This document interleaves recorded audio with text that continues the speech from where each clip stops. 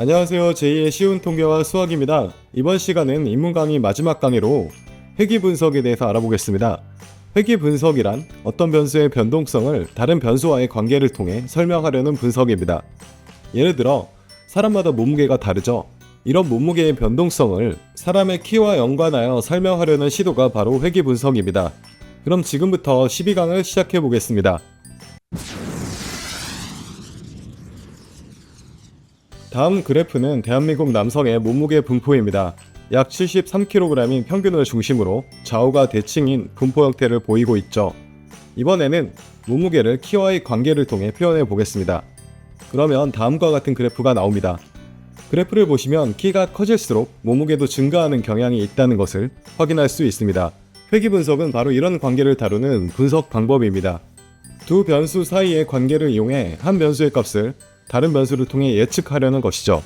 이 예시에서는 몸무게를 예측하는데 키라는 변수를 활용할 수 있습니다. 위 그래프에서 키와 몸무게 사이에는 다음의 직선으로 표현할 수 있는 다음과 같은 선형적인 관계가 존재합니다. 이를 이용하면 키를 알 때 몸무게가 어느 정도일지 추정할 수 있습니다. 물론 항상 정확히 맞히는 것은 아니지만 대략적인 수준을 파악하는 데에는 충분히 도움이 됩니다. 이 직선을 방정식으로 나타내면 다음과 같습니다. 우리는 이 식을 선형 회귀식이라고 부릅니다. 그리고 일반적으로 회귀식은 다음과 같이 표현합니다. 이는 1차 방정식과 같은 형태로 베타 제로는 y 절편, 베타 1은 기울기를 의미한다고도 할 수 있습니다. 우리가 살펴본 예시에서 y는 몸무게이고 x는 키, 베타 1은 0.849, 베타 제로는 마이너스 72.6이라고 할 수 있겠네요.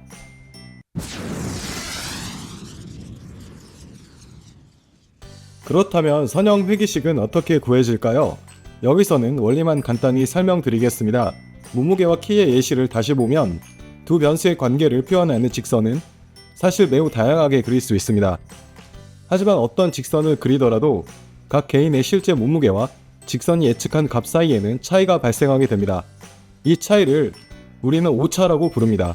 선형 회귀 분석에서는 이러한 오차들이 전체적으로 가장 작아지도록 만드는 직선을 찾습니다. 다시 말해 모든 데이터에서 발생한 오차를 종합적으로 고려했을 때 그 크기가 최소가 되도록 선형 회귀식의 기울기와 절편을 선택하는 것이죠. 이렇게 해서 결정된 직선이 바로 선형 회귀식입니다. 또한 여기서 x를 독립변수, y를 종속변수라고 부릅니다. x는 원인에 가까운 개념이고 y는 결과에 가까운 개념이라고 생각하시면 됩니다. 추가로 몸무게는 키뿐만 아니라 나이라든가 운동량 등의 영향을 받을 수 있습니다. 따라서 키, 나이, 운동량을 모두 독립변수로 하여 몸무게의 변동성을 설명할 수도 있겠죠. 이처럼 독립변수가 여러 개일 때 우리는 다중회귀 모형이라고 부르고 앞선 예시처럼 독립변수가 키 하나일 때는 단순회귀 모형이라고 부릅니다. 실제 사례에서는 다중회귀 모형이 훨씬 많이 사용됩니다. 따라서 다중회귀 모형의 예시를 하나 설명드리겠습니다. 요즘 지방인구 감소가 큰 사회적 화두로 떠오르고 있습니다. 그런데 이러한 흐름 속에서도 일부 지역에서는 오히려 인구가 유입되는 현상이 관찰됩니다. 그렇다면 인구 유입에 영향을 미치는 요인은 무엇일까요? 일반적으로 해당 지역의 일자리 수, 문화시설, 교육 환경 등과 같은 요인이 인구 유입과 관련이 있을 것으로 예상할 수 있습니다. 따라서 이번 예시에서는 인구 유입을 종속 변수로 일자리 수, 문화시설, 교육 환경을 독립 변수로 설정한 다중 회귀 분석을 통해 각 요인이 인구 유입과 어떤 관계를 가지는지 살펴보겠습니다.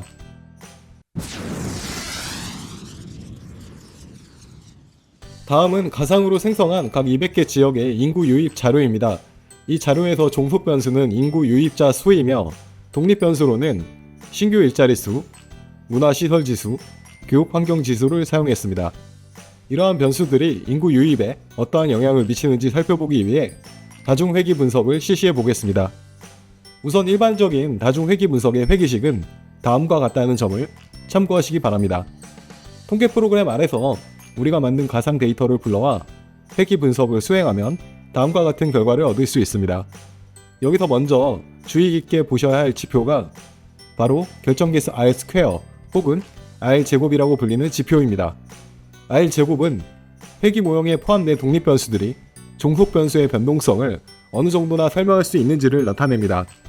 우리 예시에서 R제곱은 0.1845라는 결과가 나왔는데요.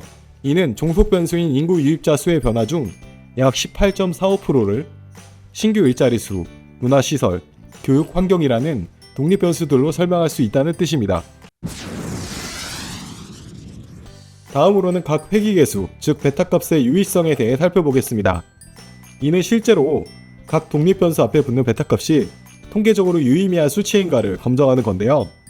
자세한 검증 과정은 나중에 이론 강의에서 다루기로 하고, 여기서는 결과표를 보는 방법부터 알려드리겠습니다. 우선 좌측 두 번째 열은 베타값을 의미합니다. 맨 위가 상수인 베타0, 그 아래는 베타1, 그 아래는 베타2와 베타3 값이 나와 있네요. 베타1 값은 대략 0.09로 나오는데요. 이는 독립 변수인 신규 일자리수 1개가 증가할 때 인구 유입수는 0.09명 증가한다는 뜻입니다. 나머지 설명 변수의 개수인 베타2와 베타3도 같은 방식으로 해석하시면 됩니다. 문화시설 지수의 경우 지수가 한 단위 상승할 때 인구 유입은 1.88명 증가한다고 볼 수 있겠네요. 이 결과를 토대로 구체적인 식으로 정리하면 다음과 같습니다. 그리고 맨 오른쪽 열을 보시면 각 독립 변수의 베타값에 대한 유의 수준이 나오는데, 보통은 이 값이 0.05 이하일 때 그 베타값이 유의미하다고 봅니다. 즉 유의 수준이 0.05 이하인 경우 해당 독립 변수는 종속 변수에 의미 있는 영향을 주는 변수라고 할 수 있는 거죠. 반대로 0.05가 넘는 유의 수준을 가진 베타값의 경우 해당 독립 변수가 종속 변수에 영향을 주는 변수인지 확신할 수 없다 정도로 해석하시면 됩니다.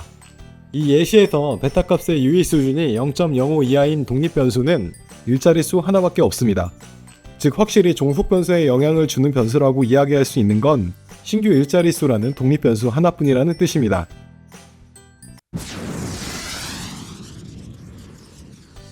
지금까지 살펴본 회귀 분석 결과를 통해 우리는 인구 유입에 영향을 미치는 요인에 대해 몇 가지 중요한 정보를 얻을 수 있습니다.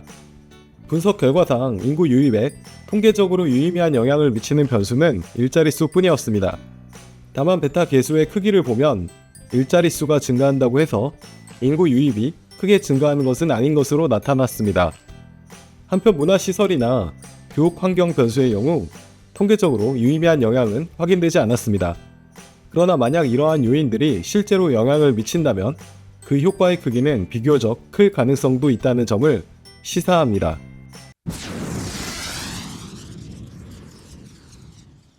앞서 살펴본 예시뿐만 아니라 회귀 분석은 우리 사회의 다양한 현상을 분석하는 데 활용됩니다. 좀 더 좋은 정책 효과를 얻기 위해서나 더 나은 사업 성과를 거두기 위해 중요한 요인은 무엇인지 등을 회귀 분석을 통해 파악할 수 있기 때문입니다. 또한 회귀 분석은 인공지능이 데이터를 학습하는 기본적인 구조로서도 활용되는 중요한 도구입니다.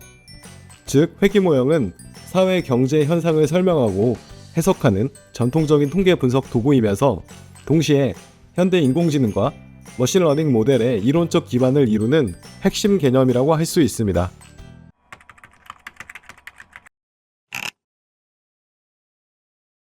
지금까지 회귀 분석에 대해서 알아봤습니다. 이로써 입문 강의가 모두 마무리되었습니다.